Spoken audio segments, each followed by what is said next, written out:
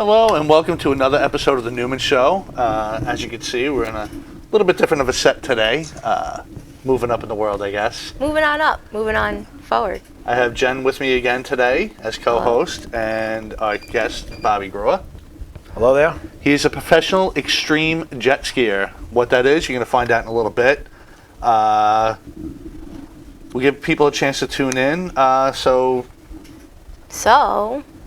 So I'm here. I just got a haircut. Yes. Now, actually, I get stage fright. So one of the things that makes me less nervous is to go in character because it feels like it's less of myself. So there's a little tip for those who get stage fright. Just go into a character persona and maybe it'll help you.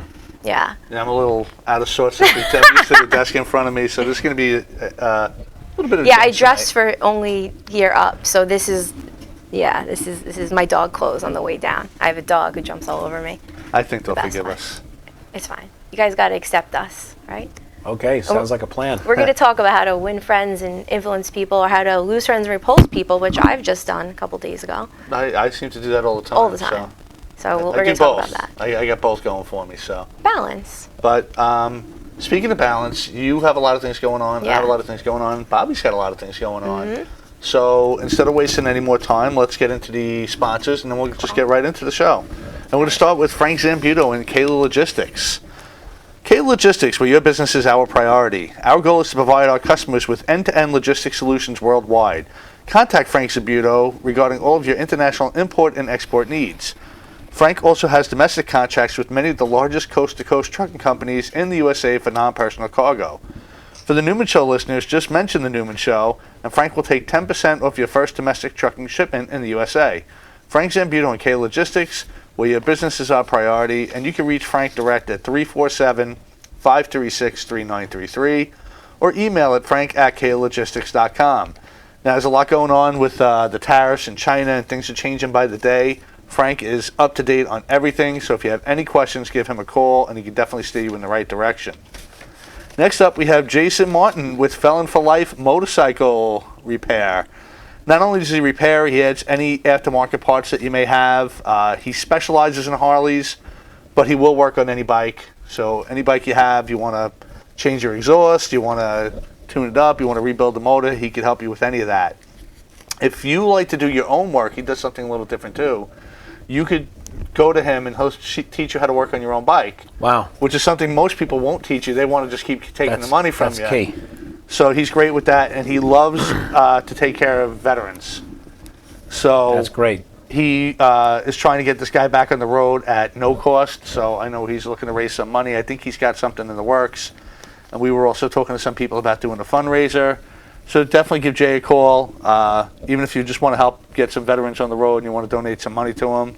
That would be great. We'd be interested in donating some money for anything for veterans. All right, great. I will. I'll talk to you after this about that too. Then, and I want to talk about the Irish Pub as well.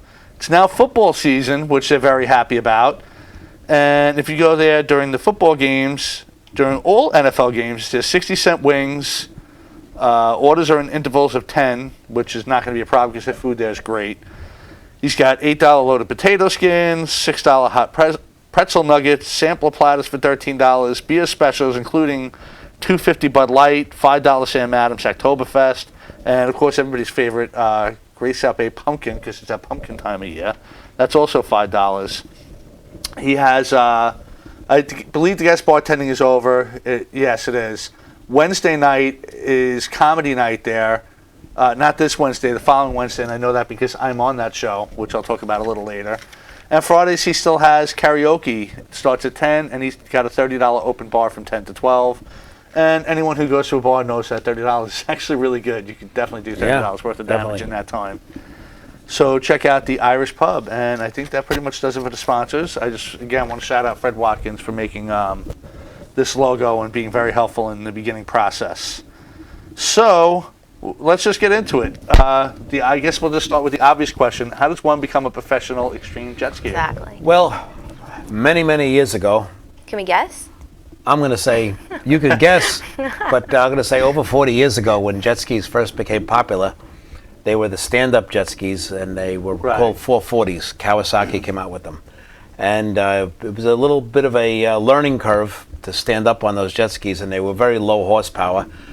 But we managed, you probably would top them out at about 35, almost 40 miles an hour, which was on the water. That is fast. That you're standing up on the water, so it felt pretty good. And then a 550 came out after that, and a 650 and a 750 after that. Then they came out with they started coming out with the sit-down jet skis, which kind of because not everybody could really ride these stand-up ones. And when I was much younger, then it was so much easier for me to ride the stand-ups. I was a lot more agile and stronger and in better physical shape. But when the sit-downs came out, it gave you the opportunity to not only sit down but stand up and do a lot more things, cover a lot more distances, be in a lot rougher water. I still ride the stand-up jet skis, but the sit-downs right now is my favorite. So I live on a canal in Massapequa, and so I can jump on the ski and be in the ocean. I call it a commute, about a 20-minute commute from where I live to actually get out through Jones Inlet, which is probably about a mile or two long. Once we get out through the inlet into the ocean is where the swells are, and we stay about between 500 and 1,000 feet offshore, depending on where the swells are breaking. And on a good day, not a great day, but a good day, you'll have 3 to 4 foot swells, maybe throw a 5 in there at once. A phenomenal day, you'll have 9s and 10s. 9s and 10s could get you 25 to 30 feet in the air. That's the ultimate thrill. So this is kind of the season then. This is we're coming in the shore. season, yes, with the hurricane waves and the tropical depressions. So we love getting hurricanes and tropical depressions, not for the damages that it's going to do, like just in the Bahamas. We don't want that to happen. We just like the waves that it brings. And I would not suggest a person just buying a jet ski and doing this. You need to have hours, hundreds of hours behind the wheel, so to speak, to do something like this. So it's all in the matter of being in shape. I do yoga and Pilates to keep my back. Yeah, I was going to ask you that. You got to keep yourself proper. Oh my God, you have to. I'm like Gumby, and you have to be. And the only thing that gets injured a little bit on me personally, and everybody gets their injuries somewhere, my knees and my back are good, but my elbows, because when you're going through the air at maybe 30 miles an hour, something has to stiffen up, and what's going to stiffen up is your elbows, and they do get injured a little bit, but that's par for the course. And the absolute thrill that you'll get going through the air and coming down and being in the waves is only a certain type of person would want to do this. Most people say, "Oh, you're crazy. Well, who would want to do this?" But the people that do, I have friends all over the world, and that we communicate through Facebook or the internet or things like that. And only certain type of people want to do this, and it's a thrill, just like any other type of thing, whether it's motocross or drag racing too. Yeah, yes, a lot of people think I'm crazy. But yes. Right. Yeah, and that's it. Maybe I am. I don't know. And you could never get enough jumps. You can never get high enough jumping. It's just a great sport. And then there's a lot of camaraderie with the fellas that are out there. And usually, on an average, there's 7 or 8 guys out there jumping. And if one guy falls, everybody stops immediately and scoots over to him, make sure he's okay. That's good. And everything like that. So even if you don't know the person, that's kind of like the rule of the road to do that. And so I have quite a few skis. My favorite brand is Yamaha. They're the most reliable. Although the other brand that's out there is Sea-Doo. They're not as reliable. I would say they're probably the most common that I see or hear of. Yeah. And the Sea-Doos jump a lot better than the Yamahas. Okay. The Yamahas That's don't jump probably as the more high popular. or fast or things like that. But I put reliability sometimes ahead of. Right. As I'm getting older, I had plenty of Sea-Doos, but as I'm getting older, I want to always make it back home. I don't want to be towed or row at home. Yeah, it's going to suck to break down in the ocean on a jet ski. Yes, because I have a 25 mile trip to get home. Yeah. And so I'd rather get home, be safe. So the Sea-Doos have a tendency to break down a lot, or they sink and things like that. So I don't want to great ski, but I prefer the Yamahas. And the stand-ups, the best stand-ups are the Kawasaki's. The Kawasaki. Do they still make them? The stand-ups? Yeah, they make a can, and Yamaha also makes a stand-up. It's called the Superjet, and I have one of those also, and that's a 2-cycle. So New York, you can no longer buy them in New York. You have to buy them out of state and register them out of state in order to use them. But that's how that goes. But I would recommend anybody who ever wants to do this, put in a lot of time before you ever go out to the ocean to jump. And some people want to jump boat wakes, which is the most dangerous thing you can do. All the time. Inland too, when you're supposed to really not be doing. You don't want to jump a boat wake. If you jump a boat wake, there could be another boat coming the other side that's in a blind spot, and not only are you going to die, but you could damage somebody on the boat, damage the boat, ruin their day, and then you're going to ruin it for the future because now they're going to come harder down on jet skis and boats and boat safety. So go out in the ocean. That's the best place to be. You're not going to hurt anybody, but jumping the boat wakes is something I would never do. Right. Jen, do you How many other jet skiers will you see out at one time now, this week? Now it's September 9th. Okay, right after Labor Day, Right. which was, as you know, just a week or so My ago. birthday. Oh, happy birthday. Thanks. I got a greenhouse. Oh. But right after Labor Day is the boating season almost like stops. Okay. Just the hardcore fishermen and some maybe hardcore boaters. But to answer your question, like for instance, this weekend, some of the people in one of the clubs that I belong to, they had to be maybe about 15, 20 guys taking a ride from Freeport to Staten Island, doing a loop and coming back. So there's a lot of group activities. It's like one boat. Yeah. So it's just a bunch of guys that Gotcha. go. But where I go, it's 5 or 6 guys. I like having at least 2 or 3 other guys out there with me, just in case something happens. Right. You have somebody to like help you out. Yeah. So you carry a radio or something in case. Because I guess Cito will come out there for you guys. Yeah, I have my cell phone with me, and I keep the cell phone in a waterproof box. And so but I have never really needed it. This time of year, I stopped wearing a helmet because Really? I don't really want to wear a helmet during the summer. But now I wear the helmet. Smart. Yeah, I was going to mention, 'cause a lot of people who don't know, the water looks soft, and it might be soft when you jump in a pool, but when you hit it, especially at speeds like that, it's almost like hitting pavement. Yeah, It's, you know. It is. It's dangerous. It's dangerous. So, and I'm a big GoPro you can guy. smash your face. That sort of thing. So I do wear the helmet like in the fall because there's very, very few people around. But in the summer, sometimes I'll just keep this helmet in my front compartment. And if the waves are big and everything out there, when I'm on the ocean, I'll just pop the compartment on, put the helmet on, and I'm ready to go. Put my goggles on over it, and I'm okay. And on the goggles, we always put the Rain-X. So it keeps, And because I wear glasses, I put the glasses underneath the goggles so I can always see. So you can see what you're doing. But what changes you, what makes you from recreational to professional? What steps you have to take? Okay, well, the first thing is now, to start even being recreational, they want you to have a license. You want you to have a boater's license because they just don't want just anybody getting on these things. Right. And they can be dangerous, and a lot of people get on them and they want a Yahoo. And these are the people who maybe have 10 to 15 minutes worth of experience, and they're doing circles and donuts underwater. And for the next thing you know, they're going to smash into something because virtually these things don't have any brakes. You let go of the throttle at 40 miles an hour, it's going to slow down, but you could go, and that's where people get into a lot of trouble.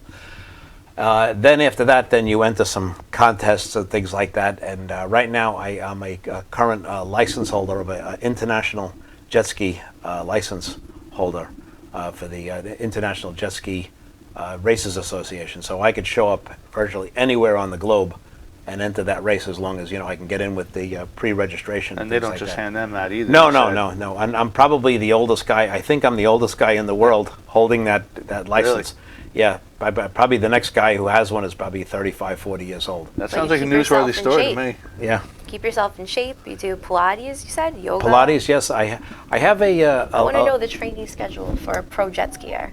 Well, I have a private trainer that trains me, and I've been with her for about 8 years. That she, so it's just her and I that she does all the. She's a very, very tough teacher. So in doing a Pilates where you're laying on your back and you're coming up, she's got a thick Russian accent. So if I don't, if I'm not doing something right, you're not breathing correctly. Breathe correctly, or I will kill you. Sounds like one of my favorite Pilates instructors. So with a Russian accent, you believe that? yes, too. so she's very, very tough, and she's an incredible teacher, and just that she just knows like every muscle in your body and how to engage the certain muscle to get to a certain exercise. And a lot of it to do with stretching, and people don't realize how important stretching is with the human body. So, for instance, one of the exercises that we'll do is I'll be standing on one leg, and I'll have my body horizontal, and my one leg will be down, the other leg will be horizontal, and one arm will be up like this, and she'll actually twist my spine, kind of like when you're taking your kitchen sponge and you're running it under hot water and you're doing this, then you let it fill up with water again and do this. So what happens is it's taking all the bad impurities out of your spine and all your spine muscles and getting rid of it, and new blood goes in, flushes it out. You do this 2 or 3 times, and you'd be surprised. So I have, knock on wood, I haven't had any problem with my back. I haven't had any problem with anything. Like everything else, everybody gets their aches and pains. But that is all good, and I think it has a lot to do with her stretching me. And so after a 1 hour session with her stretching me, I'm like, my whole body is you have like no strength left in you. Every muscle is just like stretched and pulled and ready for action. But when I first started with her, I was very, very stiff. I couldn't, she could hardly move. Now if I'm laying on my stomach, she can have my back turns up like a hill like this, and so it's everything is really, really loosened up. So sounds like you have a chiropractor mixed with a Pilates instructor. Just about, I would say, I would say so. So I would recommend that to anybody at any age. At any age, people just have find out what type of exercise suits you and do it. Keep active, and keep your mind active, and stay positive. Yeah, that's a big one. Stay positive. I got to start listening to Jen. It's going to affect your flexibility. I find I get really stiff when I get negative. I can feel it in my body. Is stress and tension. It's full tension for a reason, because it definitely tenses you up. And I mean, I feel it now. So I will get pains in my lower back. But so I just want to sum up your workout plan. You got Pilates, very involved, chiropractic Pilates, I'm going to call it, and yoga. You said? Yoga. Any lifting, any running, any walking? I do a tremendous amount of exercise during the day in walking at my where I work. I do a tremendous amount of walking, and it's mostly all short hops. Okay. But that really helps me a lot because of short hops it's people don't think about this, but getting up off of a chair, there's a certain method to get up out of a chair. Same thing getting out of a car. If you have let's say you drive a Corvette, when you move yourself and put your 2 feet on the ground like this, and then stand up. A lot of people just put their one leg out and they try to drag the other leg out. Now what you're doing is you're twisting your back, you're twisting your leg, you're twisting your knees, you're putting all this undue pressure. So every day, and I'm up out of my chair dozens and dozens of times during the day, but I always swing the chair over, I put my both feet on the ground equally, and then I push myself up, and then I proceed to walking. I'm walking maybe 300 or 400 feet every shot all day long. So that's good for focus. I have to do 20, 30,000 steps a day. I really do a lot of short-term exercises, but another thing is very important is getting enough sleep. Yeah. Got to get 7+ hours every night. I wish. And another thing is diet, eating very good. I eat a lot of vegetables. I really don't eat red meat. Not that I'm like a vegan or anything. Right. I really don't eat red meat. It tastes good, but it's really not good for you. So a lot of vegetables, a lot of things, not a lot of fried stuff, no fast foods and everything like that. A lot of water with lemon in it. Kill the sodas. And so doing the proper exercise that's right for you, eating right, drinking the correct things, staying positive, have a positive mindset. I have a great family life. I have a wonderful, wonderful wife that's been with. We've been together for since the earth started cooling. Who's in the audience today? She's my wife, Barbara. Wonderful, wonderful lady that takes care of me like I can't even begin to tell you how good she takes care of me. Like a hotel? Does home Better. feel like a hotel? better than that. She's been my best friend since we actually met in. We sat next to each other in 11th grade in homeroom. We were alphabetically. So really high school sweethearts. Yeah, actually high school sweethearts, and she's. We've been together, and just a wonderful lady. So that's one of the ingredients that why I'm so happy in my life. And you get your thrills on the water, so you don't have to look for thrills elsewhere. A lot of men who don't have hobbies will look for thrills with possibly other women, but you get rush all the time. Yeah. Dealing with clients, I'm sure, at the auto body and on the water. Yes. So that's one of my theories behind your happy marriage. Yes, yes. Well, and she just so much thought goes into what she does for me, just on a daily basis. It's the little things, a million little things. Yeah. Just to make sure that my life is good, and so between that and having a passion for a good sport, that my jet skiing, and she actually is a great jet skier in her own right. She's got her own ski, and she's out in the ocean. She's not popping the big so waves. too, if you guys but go out yeah, together but she's out there. She's not afraid to be out there and in the big waves and the big water. And so we, and she's a great paddleboarder. The stand-up paddleboards, that I can't really do. Barbara's an expert at it. We live in an area where you could paddleboard really, really nice. That's going to be a big advantage for what you do, especially being on the water. 'Cause Oh, you yeah. can just go whenever you She want. puts a paddleboard in with friends at 5 o'clock, 5:30 in the morning as the sun's coming up, and the nice. water's perfectly still. Just with this glass. time of year, there's a lot of bluefish in the water chasing bait, and but she's out there with friends, and they bring their coffee. She puts a cup of coffee and maybe a croissant on the front of her board. Oh my God. They paddle about a mile away and that everything would beach be in it, the water. and then they Coffee, take her croissant, coffee bait. and their croissant, That's and cool. she has a blast. So we have quite a few paddle boards on our dock that she just throws in the water. We have another shed that we keep all of our wetsuits and all of our doodads in. So we're water people. Now, if somebody wanted to get started, are there courses they could take on how to properly get into jumping and stuff? Because, like you said, you don't want to just get on there and just start doing stuff. So, what's your advice? Okay, there is from what I understand, there is a school in Florida that teaches. I don't know the name of the school, but that teaches you a lot of these tricks.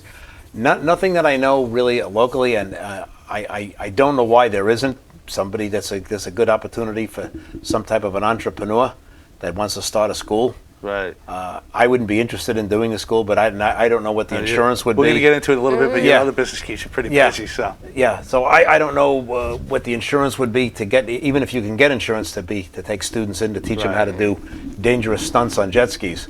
So your insurance, so the cost of the insurance would have to be passed along to the different students that would be at your school. So, but I think there is a place in Florida but I used to go to water ski school in Florida when I would take my like a February vacation. I used to go to a water ski school called Crystal Lake. It was off of Sample Road in Pompano, Florida.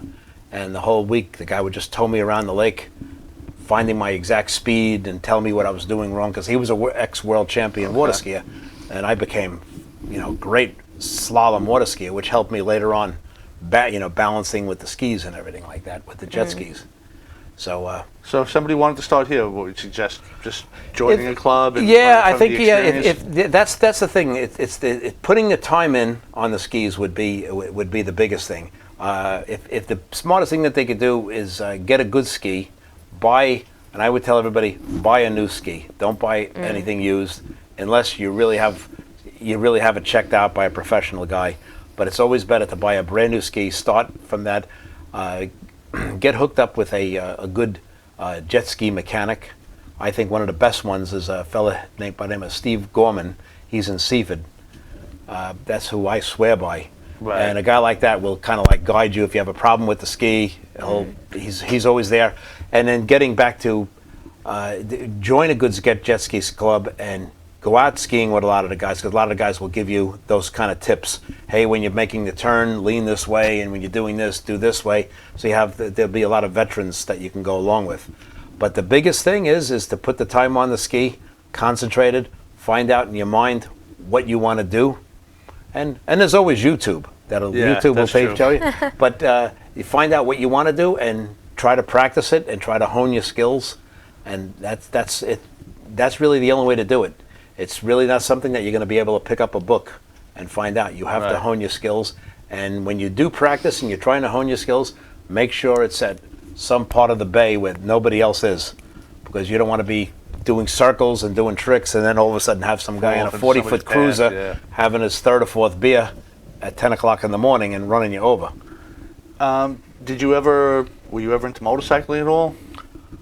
I would have loved to have been a motorcycle. I would love to have had a motorcycle, but so I was just wondering how much of that transfers. I've had a lot. I have heard that like the motorcycles are the water jet skis. Yes, so. they are, and I've had a lot of friends borrow my skis with me. I took them out for the day, and they're motorcycle guys, and they take like a duck to water with it.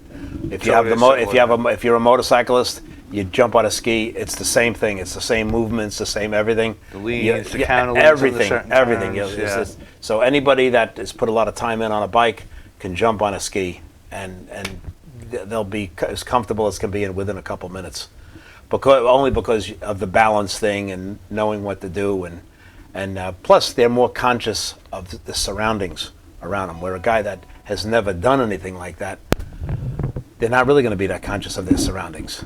So when you're riding a motorcycle, you're constantly looking right to left, behind you, looking in your mirrors, doing this, doing that, looking at your gauges, you're reading the water in front of you, or in the motorcycle, you're reading the road for dips and sand on it or anything, or a piece of loose debris. You're constantly scanning, and that's the same thing we do on a ski.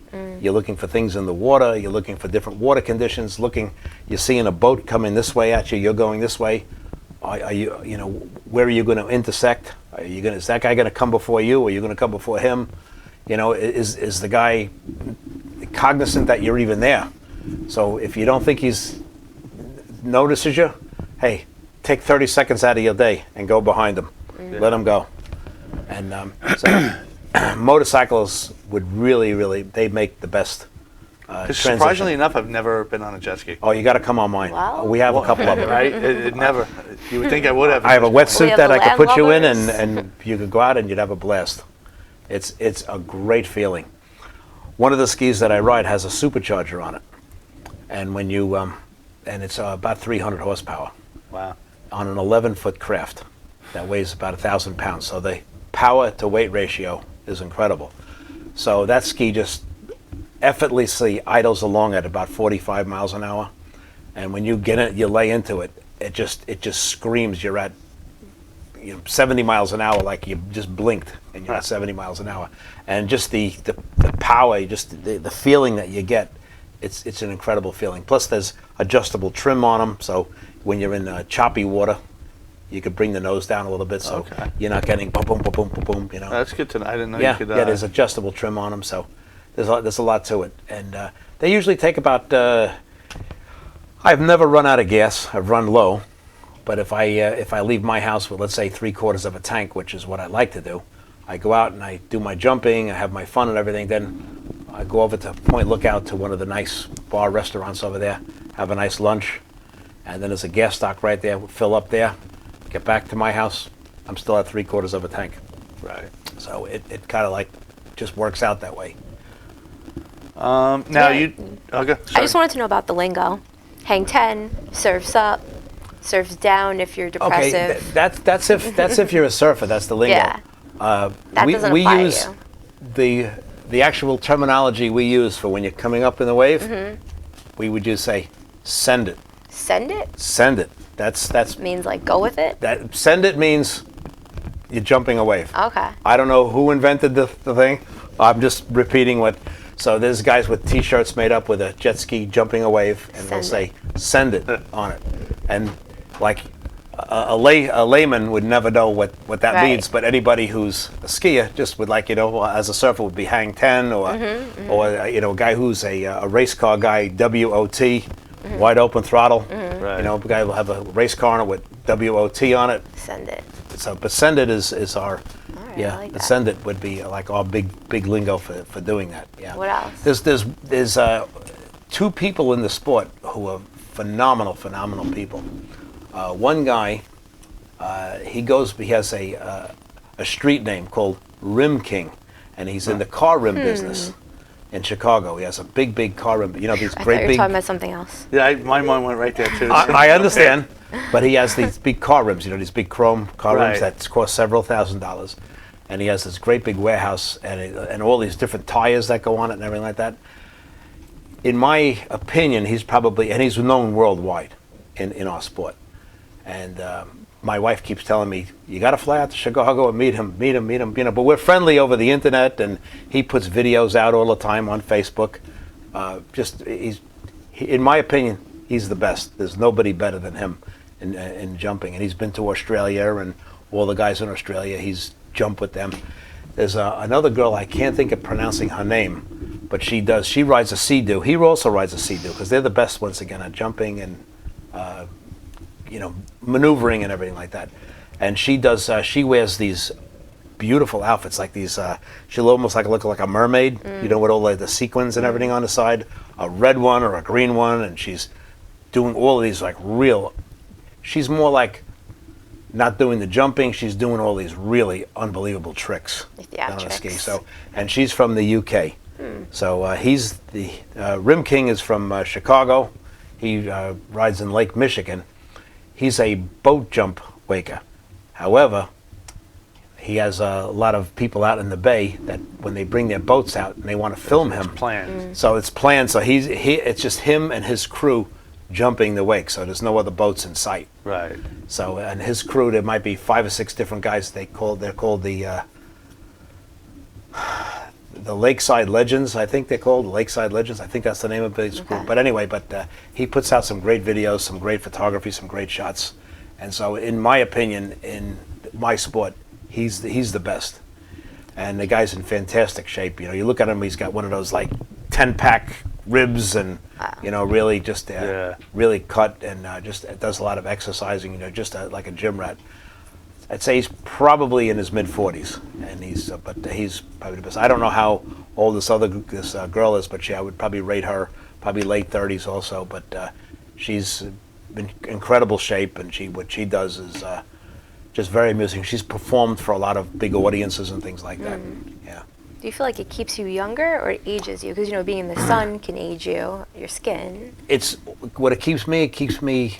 It keeps my insides young. Okay. Okay, so the sun, when I go out, I wear a neoprene cap that goes all the way down, and goggles. Right. And so there's really not much of me exposed. I wear gloves.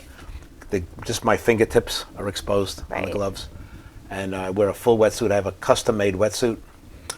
People who put wetsuits on all the time, the biggest problem you have is at the end of the day, you're really tired. And now, how do I get this wetsuit off?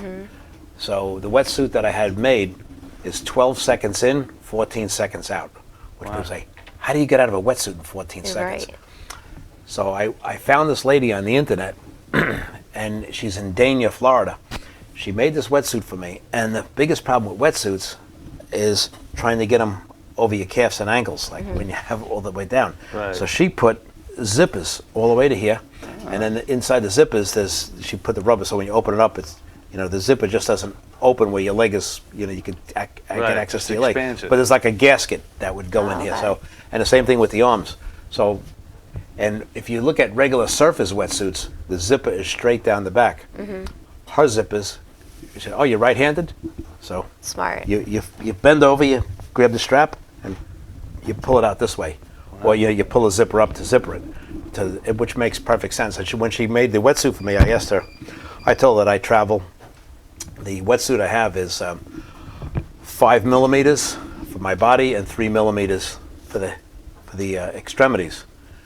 And so I asked her if she could put this like a repellent type of rubber for my chest. So when you're in the fall, I'm going till November, early December, it gets and cold. I have a vest on, but still, with the wetsuit it's cold. So this it's this rubber that doesn't allow any wind to go through the wetsuit, just in the front. The rest of it, a wetsuit, you want it to soak up water, and then it keeps your body when your wetsuit gets wet, it keeps your body heat inside Okay. of it. So your body heats up the water, and that's how how you stay warm in a wetsuit. Wow. Well, that sounds like a lot of mishigas. Instead of all that, you could just probably just wear a hijab. No, that would cover you from the elements, right? No. Well, the wetsuit is what I got is so I had it custom made by her. She, No, it sounds great. but it's a custom made Wear wetsuit. that. Skip the hijab. Did you have any more jet skiing questions? No, nothing I want to urgent. talk about the other stuff you do. Yeah, too. yeah, go ahead. You're also the owner of Advanced Auto Body in Belmore. Yes. Oh, Advanced Auto Body. We're over in Belmore. Which I just want to say first off, I've used you several times. The best. I've used other body shops. You're by far the best. Thank you. Well, one of the things that I pride myself on, and it sounds like so insignificant, is I answer the phone. So many times, wherever we call, it's press 1, press 2, and all of this kind of nonsense, or somebody's answering the phone, and I'll take a message, he'll get back to you, and and so many times people don't get back to you. So when, let's say you called me and said, hey Bob, I need a dent on my fender fix or something like that, I know who you are right away. Yeah. And you know that I know who you are right away, and it's like, So I can't tell you by the car because I switch them every few months. so it just people like that personal service. It's something that's not, we don't have it today, no matter where you go. Maybe you have it at your favorite restaurant, like the owner of the restaurant or the manager or some of the waiters and things like that. But personal service, we deal with these big corporations today and these big businesses, and like there is no personal service. So that's a very important part of the business. And another thing is doing what you say and then doing a little bit more. Yeah. We'll fix somebody's car, give them back a clean car. And hey, by the way, there was a couple little touch-ups we did for you. We buffed out a couple of extra scratches. There's some touch-up paint in your cup holder in your car. That's very important. That's very The paint matching is on point. Like you can't tell when he does work. You can't tell. Can't tell at all. The paint matching is was. Why pay him? Can't tell.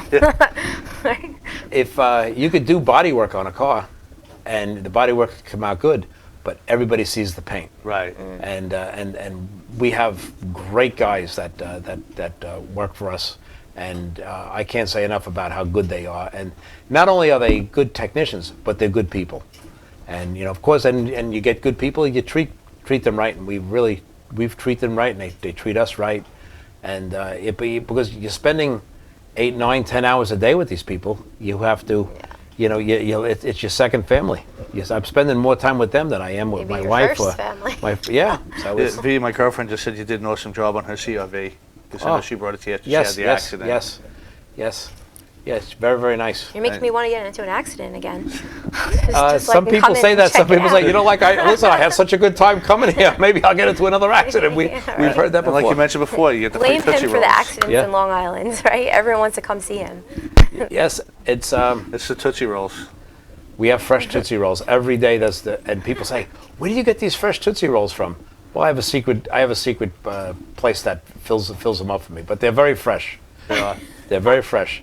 So most of the times you eat a Tootsie Roll, it's very hard. These are like so soft you can squish them with your fingers. So we have a special Tootsie Roll connection.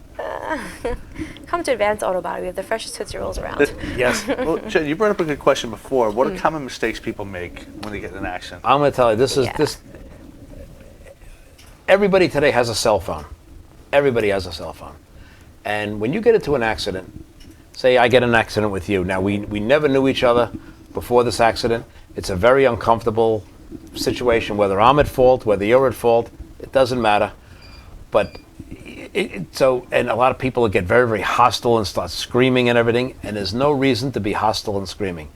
So a couple things that you should do in an accident. The first thing you should always do is always have a small pad and a pen or a pencil that'll work, that's in your glove compartment, that is only there for in case you have an accident. The second thing is, we all have cell phones.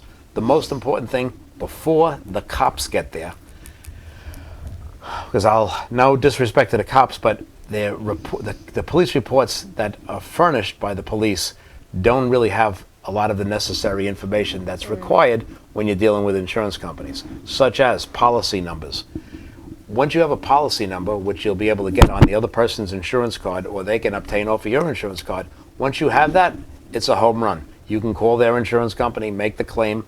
When you're calling somebody else's insurance company, it's called making a claimant's report, because you're a claimant because you're claiming on there. So if I tell everybody, take your camera, take a picture of the front and back of their insurance card. The reason why the back, it might have an 800 number that you could use. Right. Next thing is take a picture of the registration. Today, there's a lot of leased cars. So the person whose name is on the insurance card might not be the name on the registration. It might be the ABC leasing company.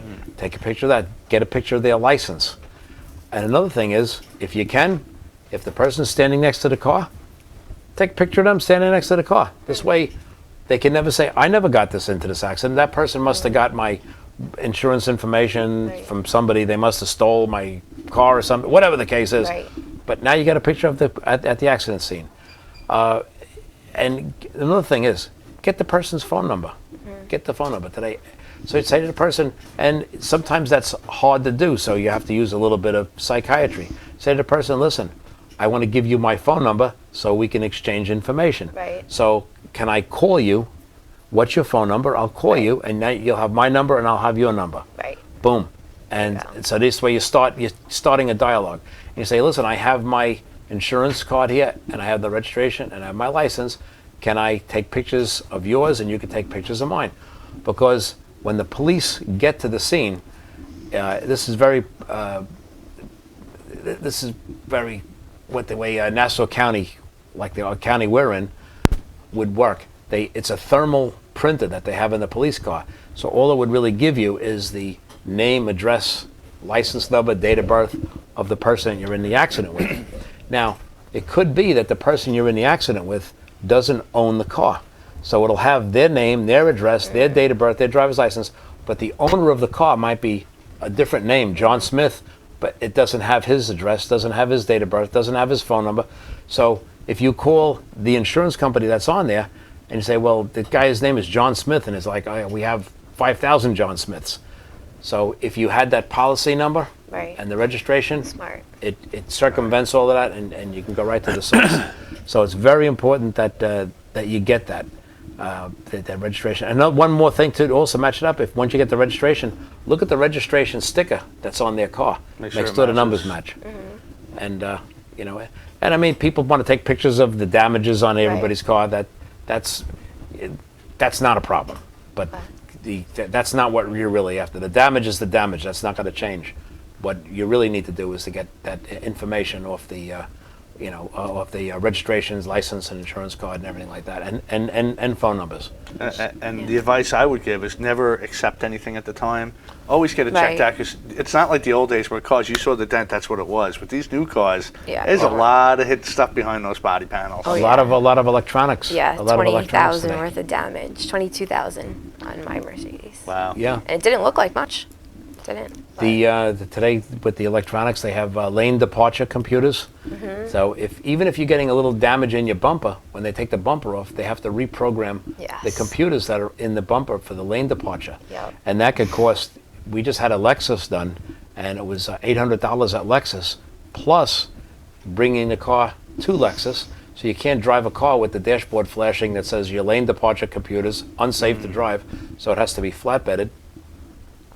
Then we have to have two guys go, or have one guy with an Uber go to the dealer and pick the car and drive it. So essentially, you could have a $1,000 to $1,100 bill just reprogramming lane departure computers, and that's not with putting a new one in. That's keeping the old ones and just getting them back to where they should be. Yeah. So there's a lot involved with the cost today with the electronics. Yeah, it's very expensive to fix a car today. Not people say, oh, you body shop guys, it's a lot of money, but it's just all these little incidentals, and there's special paints on the cars.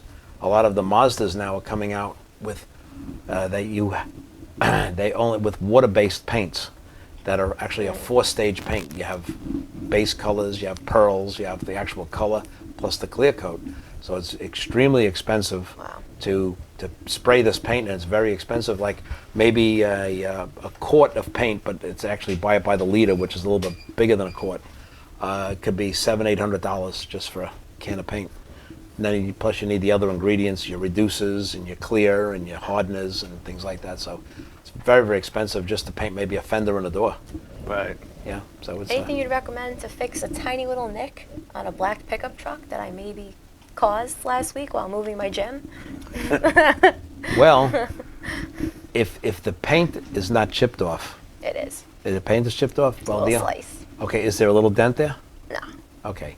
Well, then was it a Ford pickup? Yes, I believe so. I Okay. don't care about cars. Okay. Well, But it's a fancy it's a pickup black truck. one. okay, if it's a Ford pickup and it's a straight black, the color code, just because I know this, would Right. be the color code UA, and you would Thank you. you can you'd have to put the black on it, which is a very dull black, and once that dries, you need to get a little clear coat, like a clear nail polish. Yep. But we usually, anybody who stops by the shop, we usually do those for free. All right. Because we're not big on advertising, Might be coming in with a Ford pickup truck. well, we'd welcome you. That's our way of engaging and keeping customers. and You want to getting the get more ones- customers like this, just move your gym equipment or anything heavy over the pickup instead of out the back, like I was told not to do, and then I dented it. So, It happens. Yeah. Sometimes we take the shortcuts and yeah. That's his whole business is accidents. Things happen. My business is shortcuts and time management, so I'll be in. well, the biggest today with the cell phones, every stoplight you go to, you'll see Yeah. somebody's texting and everything like that, and that's causing a lot of accidents. It's good for my business, but Scary. it's also causing a lot of people to get hurt. So Right. we don't recommend it. What's your take on the future, self-driving cars? Think that's going to hurt you at all? No, because they self-driving cars are great if, like, let's say you're taking a trip up to Albany and you get on the throughway and you plug it in and you go. It's impossible to have a self-driving car, like, let's say just going through on Sunrise Highway over here at rush hour.